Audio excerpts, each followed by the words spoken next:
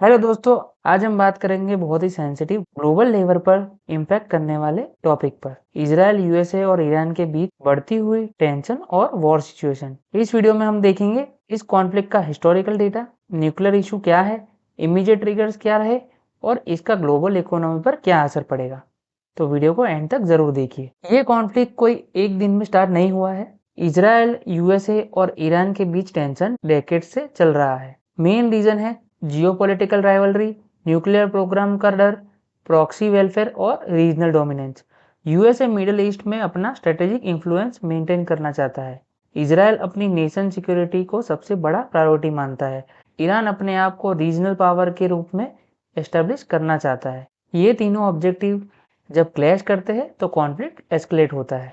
1979 का Islamic revolution एक turning point था। इसके बाद ईरान ने वेस्टर्न कंट्रीज के अगेंस्ट स्ट्रॉन्ग स्टैंड लिया। यूएस और ईरान के रिलेशन तब से खराब है। इजराइल और ईरान के रिलेशन और भी टेंस है।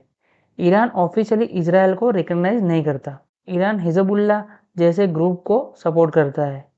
इजराइल सीरिया में ईरानियन पोजीशन पर स्ट्राइक करता रहता है। ये डायरेक्ट वॉर कम इनडायरेक्ट वॉर ज्यादा रहता है, जिसे हम प्रॉक्सी वॉर कहते हैं। सबसे बड़ा इशू न्यूक्लियर प्रोग्राम है। ईरान कहता है कि वो न्यूक्लियर एनर्जी पीसफुल पर्पस के लिए डेवलप कर रहा है, लेकिन इजराइल और यूएसए को डर है कि ईरान न्यूक्लियर वेपन बना सकता है। 2015 में एक न्यूक्लियर डील साइन हुई थी जिसके जेसीपीओए कहते हैं। इस डील में ईरान ने यूरेनियम एनरिचमेंट लिमिट करने का प्रॉमिस किया था, लेकिन 2018 में यूएसए डील से विद्रोह हो गया। उसके बाद सैंक्शंस लगाए गए और टेंशन फिर बढ़ गई। अगर Iran nuclear weapon capability achieve कर लेता है तो इजराइल के लिए डायरेक्ट एग्जिस्टेंशियल थ्रेट बन जाएगा। इस वजह से Israel pre-emptive strike policy follow कर रहा है। ईरान के पास बैलिस्टिक मिसाइल है जो इजराइल तक पहुंच सकते हैं। यूएसए के पास मिडिल ईस्ट में मल्टीपल मिलिट्री बेस है। अगर वॉर एस्केलेट होता है तो डायरेक्ट अटैक का रिस्क हो सकता है। साइबर वेलफेयर भी एक बड़ा फैक्टर है। ड्रोन टेक्नोलॉजी का यूज बढ़ रहा है। ये एक सिक्योरिटी डिलेमा क्रिएट कर सकता है। हर कंट्री अपनी डिफेंस स्ट्रॉन्ग कर रही है, लेकिन दूसरी साइड उसे अटैक प्रिपरेशन समझ रही है। रिसेंट एस्केलेशन को कुछ पॉसिबल ट्रिगर्स देखे तो यूरेनियम एनरिचमेंट लेवल का increase, proxy group attacks, intelligence report और regional clashes in Syria and Lebanon.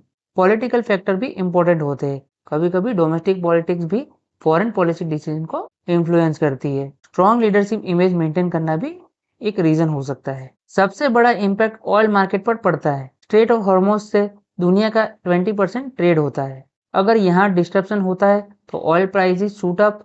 India जैसे ऑयल इंपोर्ट डिपेंडेंट कंट्री पर भी इसका डायरेक्ट इम्पैक्ट पड़ता है। ग्लोबल एयरलाइंस रूट चेंज करती है, शिपिंग कॉस्ट बढ़ती है, डिफेंस बजट इंक्रीज हो जाते हैं। कुछ कंट्रीज इस एक्शन को सपोर्ट करते हैं क्योंकि उन्हें लगता है कि न्यूक्लियर थ्रेट प्रिवेंट करना जरूरी है। कुछ लोग क्रिटिसाइज करते हैं क्योंकि वॉर से इंस्टेबिलिटी बढ़ सकती है। पॉसिबल सिनेरियोज में लिमिटेड स्ट्राइक और कंट्रोल में escalation, full regional war, diplomacy restart और प्रॉक्सी कॉन्फ्लिक्ट कंटिन्यू हो सकता है। फाइनल आउटकम लार्जली डिप्लोमेसी पर डिपेंड करता है। तो दोस्तों, मिडिल ईस्ट का कॉन्फ्लिक्ट सिर्फ रीजनल इशू नहीं है। इसका impact global economy, oil prices और फाइनेंशियल मार्केट पर पड़ता है। आपका क्या ओपिनियन है? क्या डिप्लोमेसी सॉल्यूशन हो सकता है या एस्केलेशन और बढ़ेगा? ये वीडियो सिर्फ एजुकेशनल इंफॉर्मेशन पर्पस के लिए है। हम किसी भी कंट्री, गवर्नमेंट या पॉलिटिकल आइडियोलॉजी को सपोर्ट या अपोज नहीं कर रहे। इस वीडियो में दी गई इंफॉर्मेशन पब्लिकली अवेलेबल सोर्स और जियोपॉलिटिकल एनालिसिस पर बेस्ड है। वॉर और कॉन्फ्लिक्ट एक सीरियस ह्यूमैनिटेरियन इश्यू होता है और हम शांति और डिप्लोमेसी का समर्थन करते हैं।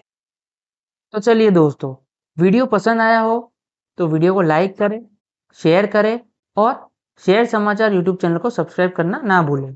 मिलते हैं एक और नए वीडियो में, तब तक के लिए स्टे इन्वेस्टिंग।